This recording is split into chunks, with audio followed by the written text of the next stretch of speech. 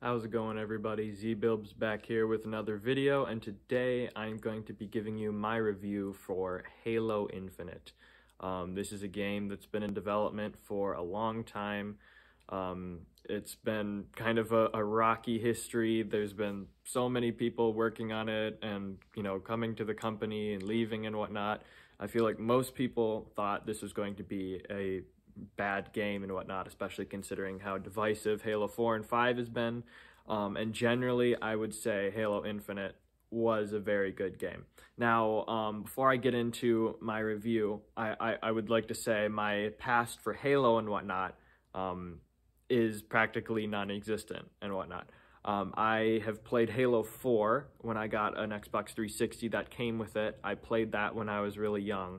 And I wasn't a big fan of it. It might be just because I was young and whatnot, but I do know there's a lot of people who grew up with the original Halo trilogy as kids and they really liked it, but I haven't played the original Halo trilogy. For some reason, I was just like, I think it's time to give the Halo series another chance, so I picked up Halo Infinite, and I definitely enjoyed my time with it, but just going into this review, know that I have practically no Halo knowledge and whatnot. Also, quick interjection, but I'm not going to be reviewing the multiplayer here. Even though when you buy the campaign, the multiplayer comes with, I think they're kind of two separate products and whatnot, considering you can buy the multiplayer separate and as like a free content and whatnot. I know that's going to be kind of a controversial idea and whatnot, but I will say I have played the multiplayer and I really enjoy it, but I do have a lot of problems as far as the monetization, the connection, and other things go. So I'm going to keep this review strictly talking about the campaign, because I feel like that would almost have to be two different reviews to talk about the multiplayer. And I did buy this mostly for the campaign, as I generally enjoy single player games the most. So just quick interjection. So now let's actually get to the review. So starting off, I'm going to be looking at the graphics and the performance. Overall, this was really great across the board. The game looks absolutely gorgeous. The open world looks just beautiful, crisp, whatever. Definitely much better than it looked a year ago. There's all that like Craig meme and whatnot. Does not look like that anymore. It looks really solid. As for performance, I stayed at a solid FPS throughout the gameplay. I did have a number of freezes throughout, but it didn't really hinder my experience and whatnot. So overall, I would say graphics and performance, really good. Next up, we've got sound. So overall, this game, just like the graphics and whatnot, has really, really great sound. Every gun has a unique and, special sound to it and whatnot. All the guns really feel punchy and weighty when you use them. All the plasma guns and whatnot really feel like plasma guns. And there's just so many really great, satisfying sounds to this game. It's just really well done. As far as music goes, there's the classic Halo soundtrack and whatnot, which is as good as ever. I've seen there's been some sort of controversy under the fact that there's actually sort of a lack of different music tracks and whatnot. Like when you're walking through the world, it's generally just combat sounds and then some like ambient sounds here and there. The only time you'll ever have like battle music or stuff like that is during like main story campaign stuff, which it is good when it kicks in, but I do understand the criticism that there definitely could have been a little bit more of accompanying music throughout the campaign. It wasn't a huge deal to me. I thought that it was pretty solid as it is, but I think it probably could have taken it to the next level with a few more music tracks here and there. But moving on to the story. Now, I know Halo 5's story was absolutely atrocious. I barely remember anything about Halo 4's story, and generally speaking, this was a solid story overall. I wouldn't say it was anything spectacular. It was kind of You know, Master Chief is on the ring. I'm gonna keep it spoiler free. You know, he meets new Cortana and whatnot, and now they just have to fight and stop the Banished. It was definitely confusing going in, not knowing much about Halo lore, because it feels like I did like read like how Halo 5 ended, and there's just so much stuff that happened between Halo 5 and Halo Infinite that completely goes unexplained. Now, as you play the game, you slowly piece together certain things that happened through the story, through audio logs and whatnot, but it was definitely really confusing as to just a lot of things, but a lot was explained by the end. As for characters go, Master Chief is as cool as ever. You get more character building of him. The new Cortana was also really cool. They had a really unique bond. The pilot guy was all right, but he was kind of just a whiner the whole time. I didn't care for him too much. But I really loved Escharum, the main villain. Even though he kind of just monologues the whole time, he really just feels like this dude, this ominous threat that you want to go and fight. And he feels different than most villains who are like, oh, I'm a bad guy, I'm gonna kill you and take over the world. He just feels like just a soldier doing his duty who wants to fight and die with honor and whatnot, which is, I thought, a really refreshing take on a Halo villain and whatnot. Overall, I thought he made the story more interesting. But as the actual story missions go, it's not particularly interesting.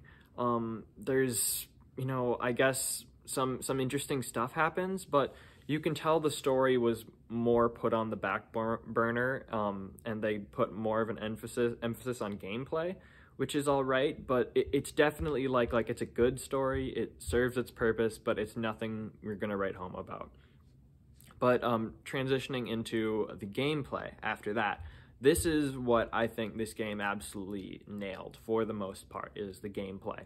To start off, the grapple hook is so fantastic. This thing makes traversing the world and combat encounters so fun and fast-paced.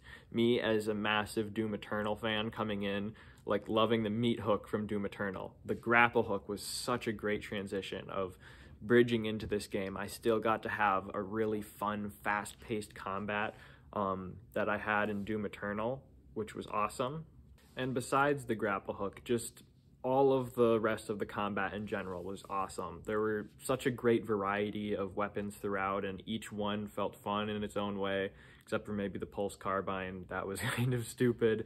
But there's, you know, such a fun variety of weapons and ways to fight. I will say the grapple hook made the other like upgrades that you have, all the different equipment abilities, kind of useless, because I just wanted to use the grapple hook the whole time, which is all right, because, you know, it's kind of each to his own. It didn't take away from the combat at all.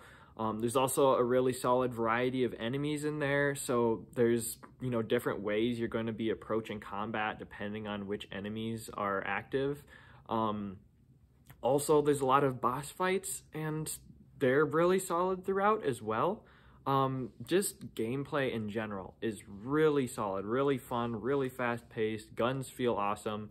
The one big drawback I have when it comes to the gameplay is the level design, or just the levels in general are not necessarily bad, but when it comes to the campaign, there are two types of levels. It kind of goes back and forth. There's kind of open world levels where you're going to be exploring the open world and going and taking on levels like that, which are fun.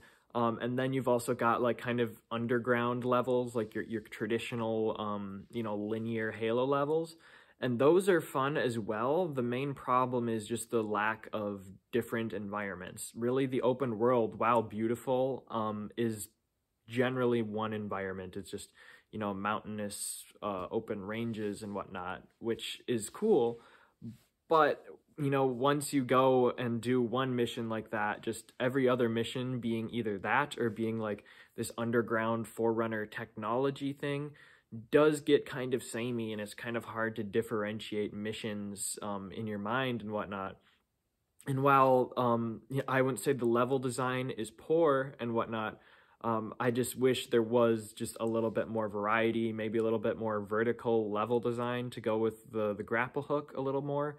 Also, the power seeds, like the objectives in this one, it's like either go and kill these people or go and put these power seeds into these things. It's not especially creative and whatnot. But what the missions do achieve successfully is just, driving the combat forward in, interesting ways, which both styles of missions do that well. The open world lets you take a more creative approach at it, as, you can approach your objectives from any point in the open world, whereas, the linear levels force you into that, traditional linear Halo style of combat, which gives you, more straightforward combat scenarios, which is fun in its own way. I just wish there was a little bit more environmental difference, and that there was a little bit more interesting of objectives. But overall, gameplay is still probably the biggest plus as far as this game goes. Moving on into the price and content. This game is $60, and just for the campaign, because the multiplayer you can get free. And overall, I would say this is a pretty solid price if you are a fan of Halo games and whatnot. The campaign itself, I think, takes anywhere between 8 to 12 hours, depending on what difficulty you're playing on and how many other side missions you're going to be doing in the meantime. All the other side missions are interesting for sure. There's especially like taking out powerful enemies and whatnot, because you get new weapons based off of that. You can also find different unlockables throughout, like different like Spartan cores and stuff, which let you level up Master Chief. You get more fun abilities and whatnot. You can save Spartans and help. So they're interesting, but besides the main missions, all of the other ones are really kind of feel like padding for extra content. They're definitely fun when you do it and will give you more time for it, but they're not especially interesting. And so really when you're done with the main story, which is like 8 to 12 hours long, it really depends on how much you enjoy just exploring the open world and going here and there. That'll depend on whether you get your full money's worth. For me personally, I feel like I got my money's worth because I did enjoy going and exploring the world and doing all that stuff. I do wish some of that side content was a little bit more interesting and actually led to something besides just upgrading my character and whatnot. But overall, just kind of depends. I can see this not being a worthy $60 game for some people out there. But moving on to memorability and replayability. This one, it's kind of tough to tell, because it was a very fun game to play through. And I could maybe see myself playing it again. I played on Heroic. I might try to do Legendary, but I don't know. I'm not that much of a masochist. I've heard it's very tough. It was actually pretty tough on Heroic as well.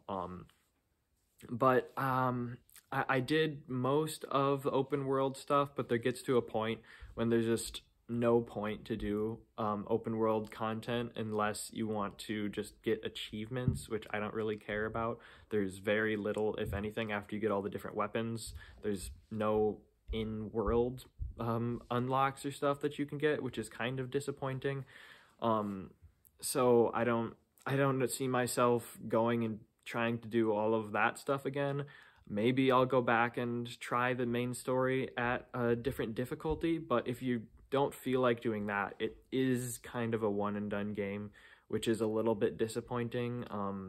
So not entirely replayable, but definitely I think just the combat and the gameplay in general is memorable. And if anything, I'm still playing the multiplayer, which I know I'm not going to be talking about too much, but it is a good bridge to play the campaign, get familiar with the combat, and then go and play the multiplayer after that.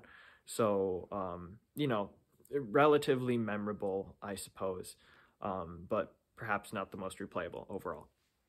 But to close it off, entertainment. If it's not clear, this game was very entertaining overall. I definitely had my qualms when it came to mission design, when it came to environments, when it came to the story not being particularly interesting. But overall, what really carries this game is just the gameplay. If you want a Halo game that feels Halo, has a variety of weapons, just has really fun, excellent combat, and you don't care too much about story, open world, stuff like that, I think you're gonna have a lot of fun. Because in the end of the day, I had fun the whole time I was playing through. Even when the story wasn't particularly interesting, even when, the open world wasn't particularly engaging, I enjoyed myself the whole time playing through. And that really is what my biggest takeaway at the end of the day is, that this game is just a lot of fun.